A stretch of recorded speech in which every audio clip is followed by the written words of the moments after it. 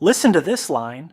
It kind of took off. That haircut, Tommy's haircut in the early series, it kind of took off. It became became a thing. I mean, it's so disgusting, really.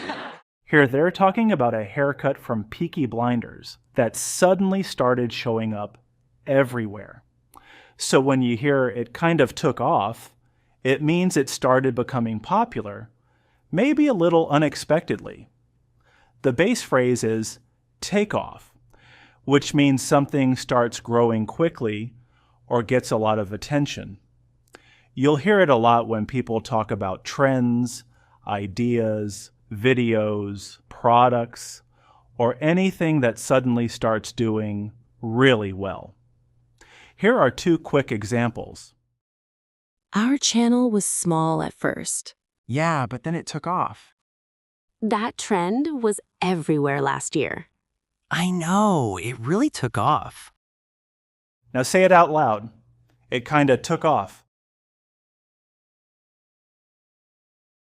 Now write your own sentence in the comments using take off. If you want more short practical English lessons, subscribe to our channel.